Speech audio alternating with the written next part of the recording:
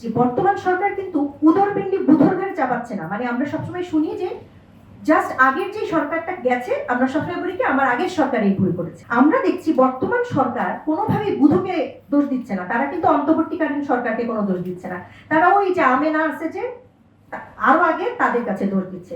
তো আমিও ইয়ের মতো বলতে চাই আমাদের আখতারুজ্জামান ভাইয়ের মতো যে হ্যাঁ ধরেন যে অন্তর্বর্তীকালীন সরকারের কোনো দোষ নেই, দোষ এর আগের সবার, অবশ্যই ইখতিয়ার উদ্দিন মোহাম্মদ বিন বখতিয়ার খলজি, শায়েস্তা খান সবার দোষ মানলাম, হ্যাঁ। কিন্তু এই যে আমাদের পূর্ববর্তী সরকারের স্বাস্থ্য উপদেষ্টার কাছে দিনের পর দিন ফাইল গেল টিকা আমদানির ক্ষেত্রে, বা ইউনিসেফ বারবার বললো ফর গড সেক। আমি 2 দিন আগে আমি একটা আব্দুল নূর তুষারের একটা দেখলাম, টকশো দেখলাম, যে উনি সুন্দর করে ব্যাখ্যা করলেন যে স্বাস্থ্য খাতে কি পরিমাণ বাজেট রেখে গেছিল তার আগের সরকার, মানে অন্তর্বর্তীকালীন সরকারের আগের সরকার কত কোটি টাকা বাজেট রেখে গেছিল। সেই বাজেট থাকার পরেও ওনার কাছে বারবার ফাইল নিয়ে যাওয়ার পরেও উনি রাজি হননি। উনি বলেছেন কি পর্যায়ক্রমে করা হবে, ধাপে ধাপে, অ্যাজ ইফ টিকা কেনা হচ্ছে একটা মাসের বাজার। ঠিক আছে, আপাতত 2 দিনের তেল কিনে 2 দিনের চাল কিনে নাও, আমি পরে পাইকারি জায়গায় গিয়ে একদম ভালো মতো চাল কিনবো। কিন্তু টিকা কেনা আর মাসের বাজারের চাল কেনা তো এক না। তো অবশ্যই ওনাদেরকে আমি দায়ী করব, আমি আমার জায়গা থেকে দায়ী করব।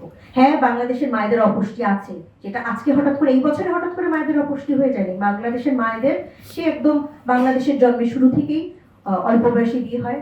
আমার দাদির আরো অল্প বয়সে বিয়ে হয়েছে, আমার মায়েরও অল্প বয়সে বিয়ে হয়েছে। কিন্তু অল্প বয়সে বিয়ে, অপুষ্টি, এগুলো এইবারের হামের যেই প্রকোপ বা এইবারের হামের যে মৃত্যু, এটার জন্য এগুলোর চেয়ে আমি সবচেয়ে বেশি আমি দায়ী করব অন্তর্বর্তীকালীন সরকার প্রধান এবং তার নিয়োগ দেয়া, মানে তার নিয়োগকর্তাদেরকেও আমি দায়ী করব, এবং তার নিয়োগ দেওয়া বিভিন্ন ক্ষেত্রে ওনার পছন্দের মানুষগুলোকে, ওনার যাকে যখন মনে হয়েছে যে কোনো এক সময় ওনার কোনো জায়গায় কিস্তি বাকি ছিল যেটা কেউ আনতে পারছিল না, উনি এনে দিয়েছেন আমাদের নূরজাহান বেগম মহোদয়। তো ওনাকে একটা উনি পুরস্কার স্বরূপ যেখানে যাকে বসিয়েছেন সেই জায়গাটা তাকে। ইন্টেনশনের কথা বলছিলেন আমাদের মুজাফফর ভাই। আমারও ধারণা যে ওনার আসলে ইন্টেনশন ছিল না। আমি ওনাকে অনেক শ্রদ্ধা করতাম, ওনাকে অনেক সম্মান করতাম।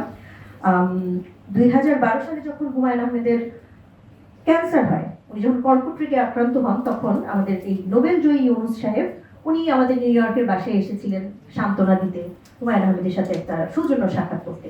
এবং আমার মনে হয়েছিল সেদিন, ওটা ঈদের দিন ছিল, কোরবানির ঈদ 2012 সালে, আমার মনে হয়েছিল যে আমি কি একটা ভাগ্যবান, আমার বাড়িতে নোবেল বিজয়ী ডক্টর ইউনুস এসেছেন। এবং আমি খুব আগ্রহ করে আমার ছেলেদেরকে ওনার কোলে বসিয়ে আমি ছবি তুলেছি, সেই ছবি আমি ফেসবুকেও পোস্ট করেছি।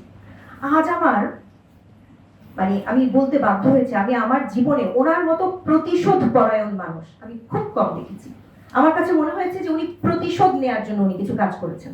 আমি একটা ছোট্ট ঘটনা মাঝখানে একটু অ্যাড করি, শিশুদেরকে নিয়ে যেহেতু কথা হচ্ছে। 2025 সালে মাইলস্টোন স্কুলে ভয়াবহ একটি অগ্নিকাণ্ড ঘটেছে। এটার পেছনে কি তদন্ত করলে কি বের হবে এটাতে আমি একদমই যাব না। ওই সময়ও কিন্তু স্বাস্থ্য উপদেষ্টা নূরজাহান বেগম একদম অ্যাবসেন্ট ছিলেন।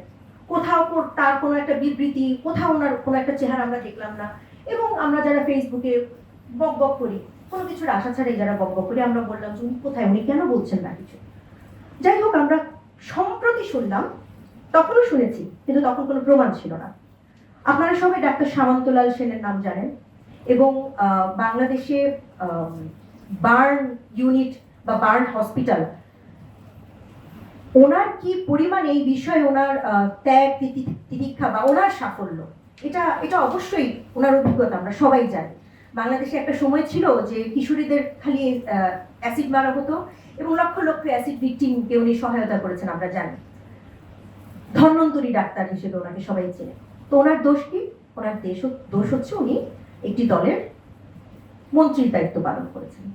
সেটার জন্য ওনার অনেক শাস্তি হতে পারে, যে উনি মন্ত্রীর দায়িত্বে থাকা অবস্থায় উনি কি কি অন্যায় করেছেন ওনার মন্ত্রিসভায়, সেটা নিয়ে ওনার শাস্তি হতে পারে। কিন্তু আমরা শুনেছি, তখনও শুনেছি, এবার আমরা একজন বর্তমান সরকারের একজন এমপির মুখে আমরা শুনেছি যে ওই সময়ে ডক্টর সামন্তলাল সেন উনি আগ্রহ প্রকাশ করেছিলেন যে মাইলস্টোন স্কুলের বাচ্চাগুলোর চিকিৎসায় উনি এগিয়ে আসতে চান। আমরা শুনেছি বর্তমান সরকারের একজন দায়িত্বশীল এমপির মুখে শুনেছি যে তখন নাকি অন্তর্বর্তীকালের সরকার প্রধান বলেছেন কোনো দরকার নেই। তার মানে ওই যে আগুনে পড়া শিশুদের জীবনের চেয়ে, তাদের পোড়া ক্ষতর চেয়ে ওনার কাছে ওনার এই ব্যক্তিগত প্রতিহিংসাটা কত পরিমাণে উনি উপরে রেখেছেন